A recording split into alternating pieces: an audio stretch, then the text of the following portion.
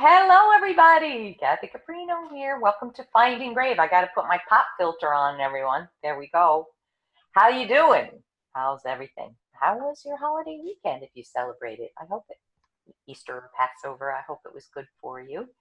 And you had brave moments with your family, maybe, that needed to be brave.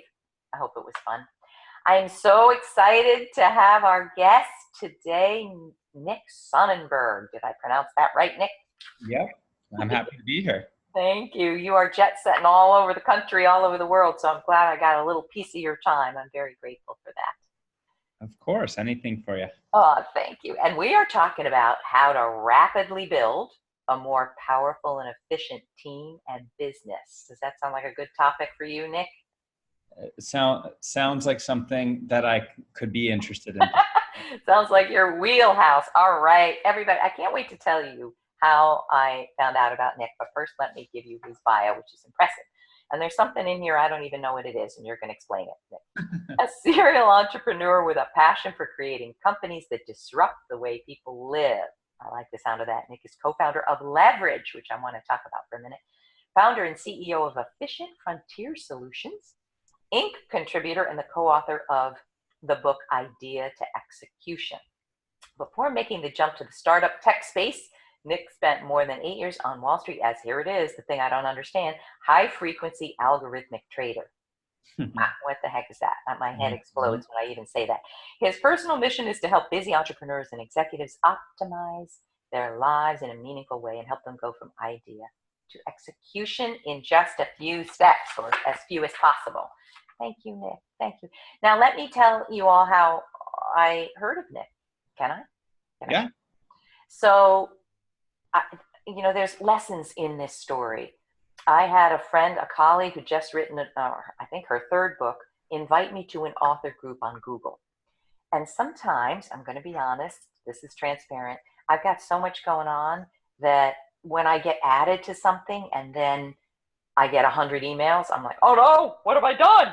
And so I got a little nervous and, disappeared. But then I came back to the group and I saw that everyone was helping each other in an amazing way. So I put out there, I am looking for a right-hand support manager, and I explained it.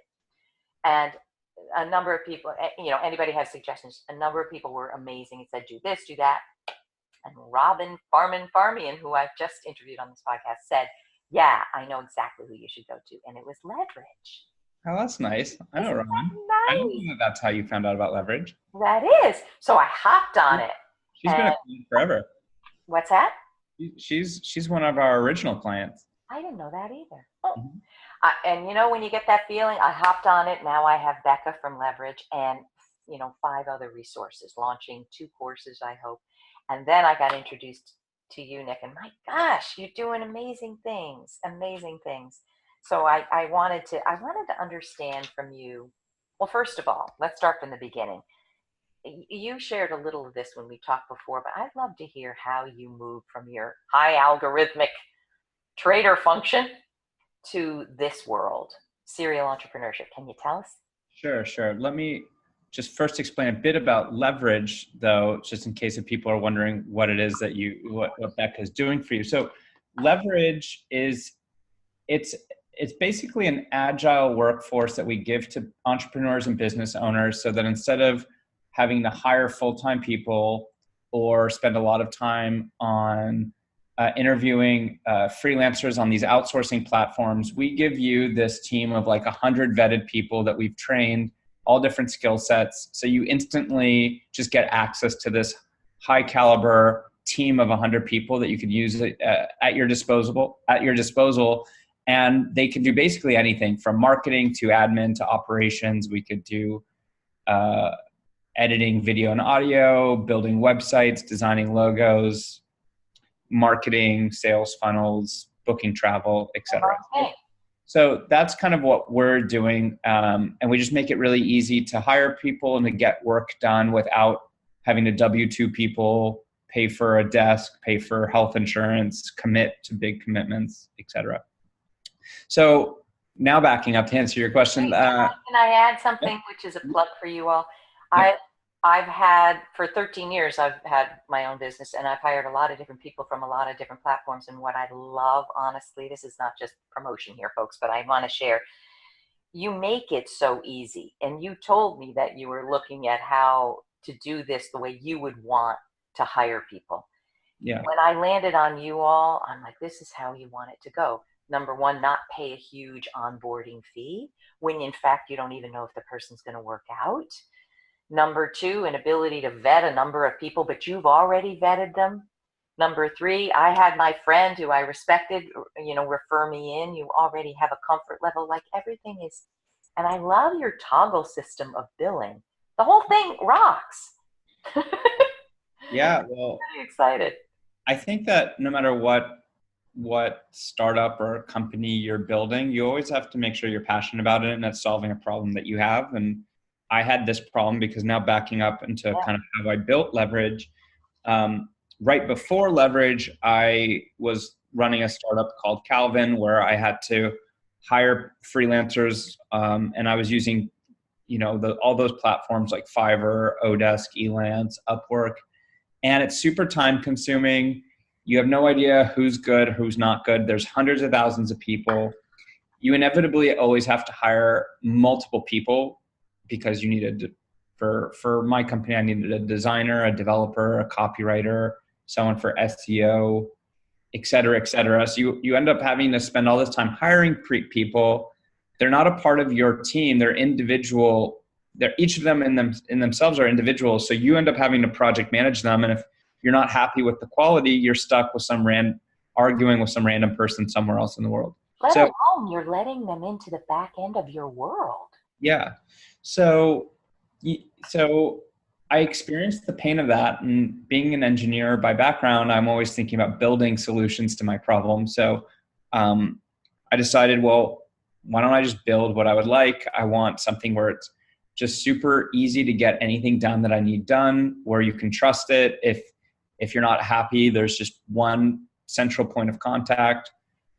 And basically, essentially, I want a team at my disposal that can coordinate with each other, and I just pay for what I need to use without a big commitment and without the headache of having to search through 100,000 people. So I decided to build it because it was a personal problem. But now stepping back, kind of going through my biography in reverse chronological order, which is not very logical. But I started off all of this. My background is in math. I did a master's in financial engineering at Berkeley. And from there, I got into high frequency trading, which is basically, I was trading stocks at super high frequencies, like microseconds, all based purely on math and algorithms. I had no idea about the companies that I was trading or anything like that. It was purely automated based on math. And in a lot of countries, I would represent multiple percentage points sometimes in terms of volume of the market. So we were trading billions and billions of dollars, capturing fractions of a penny from statistical arbitrage opportunities. And I did that for about 8 years and was just ready for a new challenge. Did you find that rewarding? I found it very rewarding for a long time. You're working with some of the top mathematicians from the best schools in the world. So I was working with some very bright people. I always, just growing up, liked gambling. I was into poker. I like strategy. I was into, even in New York, I live in New York now. I play speed chess in Washington Square Park with the Hustlers. So I've always had kind of that about me. And I've always been pretty good at math too. So that kind of touched on, I was dealing with a lot of money. It was kind of like gambling, but with this massive edge. Like I would only lose maybe five days a year and everything else was a positive. So it was like a straight line up. It was, is that because you were using an algorithm that someone else built or it was yours? Like no one else could replicate that? So that's a good question. So the type of high frequency trading we were doing was something called index arbitrage, which I didn't develop like that strategy or that algorithm, but I would contribute to the algorithm or to the strategy. And I'm not going to go into the details of that because that's a whole, I could talk about what index arbitrage is. But I did develop an algorithm from scratch, which was basically the complete inverse of the strategy. So the strategy of index arbitrage is you're doing something called market making index futures. And when you're filled on a future, you send a basket of optimized subset of stocks to hedge your trade. So take like the S&P 500, you sell one future of the S&P 500. You buy, instead of buying all 500 stocks, maybe you buy some optimized basket of 50 stocks based on the expected return of the stocks and the risk profile and other factors. But the main strategy was to start by entering from a trade on the future and hedging with stocks. So I created an algorithm to do it in reverse, where I was starting from stocks and hedging with futures. And I found a tax loophole in the Hong Kong market. Basically, not a tax loophole, but you pay 11 basis points whenever you trade. So I helped build up what's called a dark pool internally at the bank. So that basically means that it never hits the market. It's trading off market, but all within the bank. So it avoided paying this stamp duty. And so I basically became a market maker for the bank and created an algorithm to market make internally. And that made a lot of money for the bank. So at a young age, I created that, was making 7 figures by 26. And I just found, I was living in Hong Kong at the time. So I had like the stereotypical, what everyone would want for a job. I'm living in the Four Seasons, making a lot of money. I have 16 computer screens. I mean, it was really just insane. But every night I was out drinking and partying, and I didn't feel like I was building deep relationships. And so a bit of that, a bit of me just being cocky, I felt, I could give this up and hand it over to the next trader and go and figure something else out in New York and try the New York market out. So I moved back to New York, and over time, I just didn't feel like I was getting challenged as much. It was a more difficult market as well. And that, in combination with having this idea for what was Calvin, my previous startup, I decided, at that time I was like 30 years old, no kids, no family, had some savings. So I figured if I'm ever going to take the jump and take the risk, now's the time. Wow. So I decided to give it up and throw myself in the deep end to be an entrepreneur. Oh, wow. What a story. I had no idea. Mm-hmm. And then, so you talk about leverage. I'm going to ask this at the end, but think about it. Like, what's your biggest dream for what you want to do? You're young and you've done a lot. I don't know how old you are, but I'm guessing you're young. I'm 34. 34. Do you have a big dream even beyond serial entrepreneurship? Well, so for me, I want freedom ultimately, and money's one aspect of freedom, but I want to be able to work on things that I'm intellectually stimulated by, work with people that I enjoy working with. So those are just kind of the things that I'm trying to achieve, right? So yeah, I do have drive. I do think that what I'm doing with leverage does have legs to become a $1 billion company.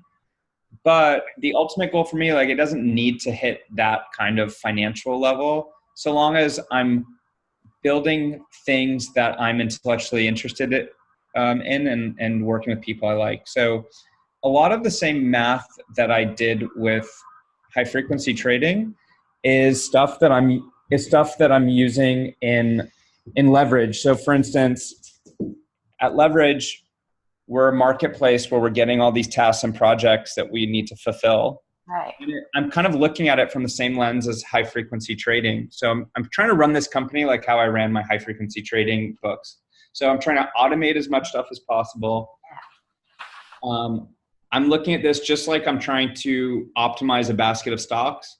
For me, I'm looking at this like I'm optimizing a basket of tasks. And at any given point, we have a certain, we have clients that need work done, and we have people that can do work, and people have different levels of skill set, levels of bandwidth, different relationships with clients. So how do you maximize kind of the utility of this if you look at it from this lens, which is kind of an interesting lens, I feel, to look at it? how do you maximize the utility of this where you have these tasks that need to get done and this workforce that can do it? How do you make sure that the right person is doing the right thing? And someone might be, you might be 10 times better than me at development and slightly better than me at design. So you're better than me at both, but relatively you're better at development. So for the ecosystem, all things being equal, it would be best for you to take the development task and I take the design task, right? Because that's kind of the relative. But, depending on bandwidth, depending on, various things with the client and previous experiences with the client, like maybe that's not right. And my undergrad background was in game theory. So I'm trying to gamify this marketplace. I'm trying to use game theory with the same math I used as a high frequency trader, so that I'm not forcing anyone to take a task, but I kind of optimize this basket of tasks, then put optimal delays on the freelancers for what they see as available in the marketplace based on the result of the optimization. So that's something that I'm really interested, just from an academic point of view, to build. That's kind of within the system. That's an algorithm kind of within the system. Yeah, exactly. So it's basically like, it's a mechanism for a marketplace that I haven't seen done before. And I'm really interested in this use case of kind of combining a few different fields of math to optimize a basket of tasks and kind of define like a new way of having a marketplace operate with having optimal delays. So everyone's a 1099. I can't force them to do work, but what I can do is I can control who sees what. So I can skew things to how the math tells me. They know that's happening. They do now. Well, no, this is on the horizon. One thing that I heard from one of our advisors, his name is Aaron Schiff, was you have to earn the right to work on interesting stuff as an entrepreneur. So you don't have the luxury of working on the coolest, most interesting projects out of the gate. You have to, build your foundation, earn profits and stuff. So this is something that you say kind of what am I trying, what am I hoping to get to? I hope that I earn the right to work on that project because I think that that's a super interesting one. I've always thought that down the road, I would probably be a professor. I always thought that would be cool. I love playing chess. So when I do retire, studying chess and, trying to get better at that is something that I would, most likely get into. Oh, you're fascinating. Oh my God. All right. Now, what I want to do, I got a lot of lessons from that whole description. Lessons that answer these questions, which are, I want this to be teachable for people who are entrepreneurs, who are starting small businesses. What holds them, and I can't wait to hear your answers because I think I've lived through all of them. What holds you back from scaling, from delegating, from creating business models that work? Like, give us the top 3 things, if you would. But before you do that, am I right in saying, one thing you've illustrated is, which is what I say in every career coaching call I have, how do you use what you're uniquely gifted at that comes incredibly easy to you? Kind of just what you're talking about. You're going to allot, what's the word? This person does design so well, they're going to get more design work. Use the talents that you're born with that are so natural that you love to use for outcomes that are interesting to you. And look what you're doing in your businesses. Would you agree with that? Well, that's pretty much our tagline. It's, it comes from Dan Sullivan, who runs a company called Strategic Coach, but he has this concept of unique ability and how people should really focus on their unique ability and figure out ways to kind of get rid of everything else. Yes. The caveat I have to that is, I think you should focus on things that are in your unique ability or give you joy. I think Mark Cuban has the famous example where he still does his laundry because he gets joy. Clearly, his family is about doing laundry. So at Leverage, that we also have to have it. If you want to make money, it has to be a need that is out there. I have a lot of creatives around me, musicians, I'm a singer. A lot of people with creative ability think I'm born with this and you should just pay me to play. Yeah, well, there's got to be an interest, a need, I think. All right, what good. I'm glad I'm getting it a little bit. What do you see that like small businesses like me, what I bet you can see it in 2 seconds flat. Everything I'm not doing right. Let's not use me as an example. My ego will be hurt. Uh, I'm well, kidding. yeah. Just in general, there's some stuff that a lot of businesses, I found a pattern. So I have Leverage, which is all about getting things off your plate, getting freelancers to do work for you that don't tap into your unique ability, or instead of you hiring someone, they could do the work for you. I've also, in the last year and a half, created a business efficiency consulting company, which helps companies optimize and automate their internal processes and get technology set up in the right way. Because nowadays there's all this new technology out there for internal communication, for project management, for cloud storage, automation tools, etc. And startups, some of them know about some of these tools, like Slack or etc. But even if you know about the tool, most people don't know best practices as fundamental as when should you use that tool, or how do you think about that tool conceptually, or what are best practices for setting up that tool. And what I found is what we did at Leverage, which was really good, was we had the constraint of not raising money, and we also had the constraint of being remote. So it forced us to kind of learn and create a roadmap for other people in terms of how do you use technology in the right way. And I wrote a book about it. My first book was Idea to Execution, which is all about how we bootstrapped the company because we used these off-the-shelf tools in proper ways. And I had, over the last couple of years, people just start reaching out, asking me to consult them. So I built a consulting company. I don't have a website or advertise for it. And I've worked with people from two-person gas and water leak companies to vet hospitals up to Tony Robbins and Ethereum. And everyone has the same issues, and including Leverage, we had these issues too. So everything that I'm consulting is from experience. And I found that all companies struggle in three kind of key areas, which is communication, planning, and what I call resource. So what I do with companies, and I have a book coming out called Come Up for Air, as well as a video course about this. But I help people, one, I teach them what is a communication tool versus a project management tool versus documenting knowledge. And then we go deeper into as far as when should you use internal communication tools versus external communication tools. When should you use a project management software? How should you optimize it? How do you get the communication tools to be speaking with the project management tools? And then something that most people don't, actually no companies I've ever worked with do a good job of, is documenting knowledge and process. Oh man. And it's most companies are sitting on this massive risk that people are walking around and only one person knows how to do payroll. And then like, what happens if that person just leaves suddenly tomorrow? And I've lived through having a co-founder suddenly leave with no notice.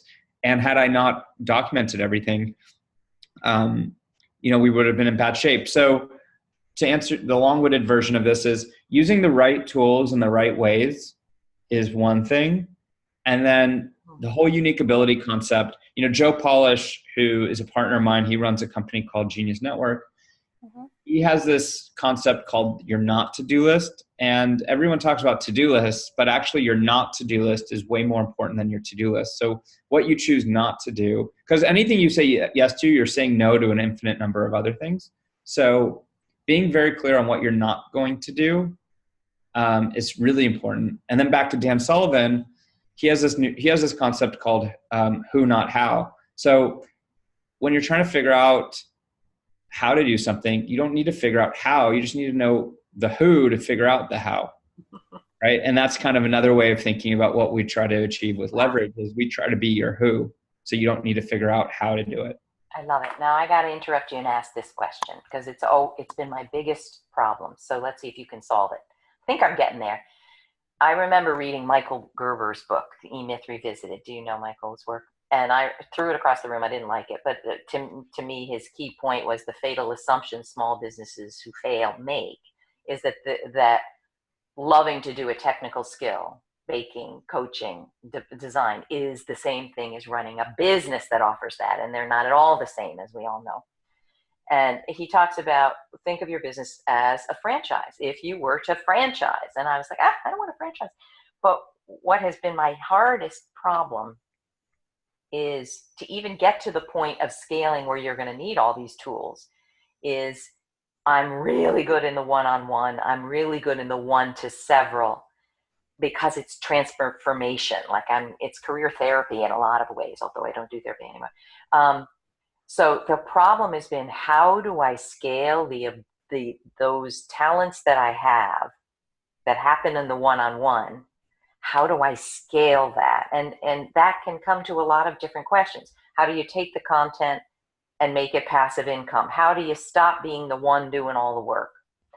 So I'm sure you see this a lot, right?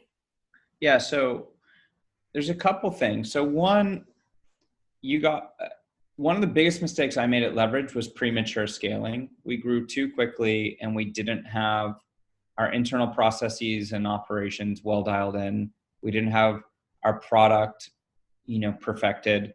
So, enjoy being small as long as possible and use that time to build a solid foundation, right? Document all of your processes, make sure that the systems are set up well, that the offerings are really, really solid, that your NPS score is really high, right? So, because once you scale and then you have hundreds of customers and then you have to deal with complaints and refunds and stuff, that takes up all of your time. And then it's really hard to find time to go back and build that foundation. So first thing is enjoy being small as long as possible and use that time wisely.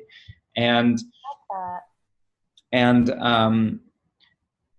identify all the opportunities that you can to focus on your unique ability. So automate as much stuff as possible. Make sure that you're reducing all the internal frictions that you have in the company. And documenting processes will be really big because it's easier to use a company like Leverage if you have things documented, because then you could just hand over the documented process and it's well documented if someone could just follow it without you having to do a call to explain it to them. So use this time to document your processes. Leverage can help you. We recommend a tool called Process Street. We could, even if you don't know how to use that tool, you could give us a Word doc that's written out. We could put it in there. But documenting your processes, integrating that with Zapier, automating various things is what I would focus on while you're small, because you won't have the time to set that up once you have to be fulfilling a ton of customers. But then to scale that type of business, coaching, video courses, group kind of things, like that's the way to scale it. I love it. And, I want to say this, I'm aware of our time. We have a few more minutes to see what you think. When someone asks me what might be the biggest mistake you've made in 13 years of having your own business, I think the answer would be that I waited too long to change what was clearly not working. Whether it's a person working for me, whether it's a business model, I waited too darn long. Do you have any thoughts for people who are listening, who are ready to scale? How do you know? And I know why. I stayed too long in a corporate career I hated. Why? Because you work hard and you've invested a lot and you want the thing to work out. You don't want to have to, in your mind, start over or pivot to a new direction or create something that is different from what you spent 100 hours creating. What do you say? How do you tell people? I have a lot of thoughts on this. So one, I just assume everything I'm doing is wrong. Two, what does that mean? Like, you mean you're questioning everything? like I'm obsessed about efficiency and automation. I'm trying to find a second efficiency gain in things, right? Like if I can automate something and save a second, like I'm celebrating it because I know that over time and with my team, that adds up to a lot. So I'm just always looking at things from the lens that there's a better way of doing something, and that it's going to be, it's a living organism itself, the company, that's going to evolve and mature, and I'll have an impact to it, but I haven't, that it's never going to be finished, and that there's always going to be a better way of doing things. Also, defining success up front, I think, is really important. So, whatever that is, but kind of upfront writing out, this company is successful if I achieve this by this date, then it's successful. If it doesn't and I fall below by this much, then it means something's not working. But lastly, I think that having mentors and coaches is super important. So I think that everyone can benefit from having a mentor system and a coach. I belong to a bunch of masterminds and have mentors and coaches that I can call up and get honest feedback from. And I think that that's just really important. It's really lonely being an entrepreneur, and it's so critical to have that kind of support system. I love every word you're saying. And I think even look what happened with me and Robin. I think it points to something you're saying. Sometimes, and I think this is a spiritual concept, there isn't a readiness to grow. You don't have the readiness, whether internally, externally, in your tools. But wow, when you are ready and you're open and you're connected to people who can help you. I mean, look, Robin sent that. I acted on it that minute, hired Becca the next day. Yep. And all of a sudden I got 2 courses going. Maybe the title of my book is changing. Woo. Awesome. Don't you find that there's a curve, like it's chug, chug, chug, chug, dip, chug, then what? Do you find that? Well, we've turned off marketing the last 18 months. My strategy was kind of... Wait, I was talking over you. You've turned off marketing for leverage? You mean people are flowing in so fast? No, I was trying to shrink leverage because we had too many people and it was too hard to rebuild the foundation and improve the quality when you are so big. So I turned off marketing and focused. Too many people trying to hire your people, not too many leverage. Yeah, there was too many people on both sides. We got too big. Within the first year, we had, 400 or 500 clients and 150 people on the team, fully remote. I mean, it was really hard to maintain when you grew that fast. So I've been my strategy was, if I can get the quality of the service is super high, you seem to be getting a lot of value, then that's the best marketing that I could do is just referral organic. And so I wanted to focus on building the best product possible and growing organically off of that. And then once kind of your retention is high, there's certain metrics. The problem with a lot of this stuff is people like to brag about, you could argue vanity metrics. Like I have an Inc. article coming out, is revenue a vanity metric? But people like to followers. Oh my gosh. People like to brag about things like revenue or size of team, and it can be distracting. And it was a distraction for us, and it ultimately hurt us to celebrate those numbers. And better numbers to celebrate would be like, what's your retention, or what's your NPS score? Net Promoter Score. I don't know what that stands for. Net Promoter Score. So there's tools like Ask Nicely and other ones where you can survey customers, and they say like 0 to 10 how they like the service. And basically it's like, if it's an 8 or above, it's considered a 1. And if it's like a 6, 7, 8, it's a 0, and anything else is a -1 kind of. And oh, wow. I think that's typically how it works. But anyways, it's a way to score client satisfaction. So those things like that aren't as sexy as saying, hey, we're growing 10% month over month, or 20% month over month, or we have 150 people. But that's how you really know that you have a foundation, and you really shouldn't be thinking about marketing and scaling until you've hit product market fit and you'll know that you've hit product market fit based on your churn, your retention, your NPS score, et cetera. Oh gosh. I mean, to me, in simple layman's terms, are you a service in the world? Mm-hmm. And the revenue doesn't necessarily reflect that, I think. Are you of top level quality service to people? Is that it? The revenue will come if the quality is so high that people can't live without us and our retention is super high, the revenue is naturally going to come. That's right. So focus on that versus focusing. Look, I could be 10 times the size right now, but I'd break up a ton of stuff, cut a lot of corners. It wouldn't long term be sustainable. So, God, I wish, I'm going to end this with, I wish every single person who wants to be a coach online will listen to this. I'm personally so sick of, I want to make $1 million. That's the first thing they lead with. I want to make $1 million and be a coach. no.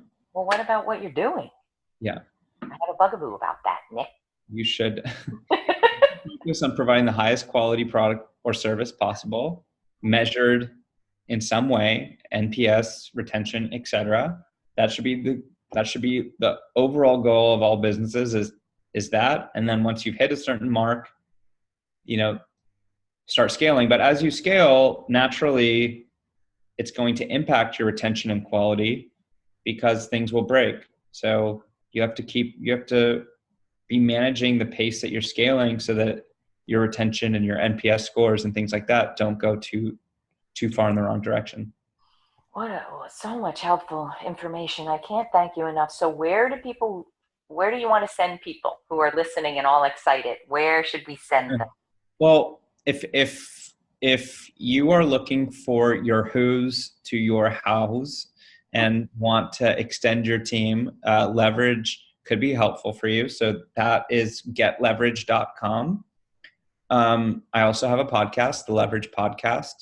I have a book, Idea to Execution. And then I have a new book that's going to come out in the next few months called Come Up for Air, how your team can leverage systems and tools to stop drowning in work. Oh, can't wait. And of course, you're going to be in my Forbes blog soon. And we're going to link to all of those things below. And maybe, is this okay if you have this wonderful kind of application process and you say, where did you hear of us? Can they say Finding Brave? Yeah, that'd be great. That'd be good. All right, everybody. Can't thank you enough, Nick. I can't wait to see what you're going to do next. Oh, and you also have a wonderful workshop coming up. Is that sold out? Pretty much. Yeah, I have a workshop. I'm co-hosting with Lee Brower, who, if you don't know Lee, he was in the movie The Secret, one of the most incredible humans I've ever met. He's coming. People like Jay Abraham, they're coming as guests. Like, it's a really, really solid lineup. That's in Park City, May 20th to the 22nd. And I think we have two spots left out of the 20. Wow. So if this one is sold out, we probably are looking like we will do a second one. So maybe we'll have the link, and if you have a wait list, people can sign up for the wait list maybe, or sign up for the wait list. My email is nick@getleverage.com, so you can email me if you have questions. Oh my gosh, you're going to get inundated. I can't thank you enough. Come back again. Thank you for having me. Looking forward to the Forbes article. Oh, I can't wait. All right, everybody. If that didn't make you a little braver, and at least understanding a little bit more about maybe the next step to take, or even it's okay to be small. Isn't that a beautiful takeaway? It's okay, as long as you're making use of that time. Thank you, everyone, and have a wonderful week, and we'll see you again soon, Nick. Bye.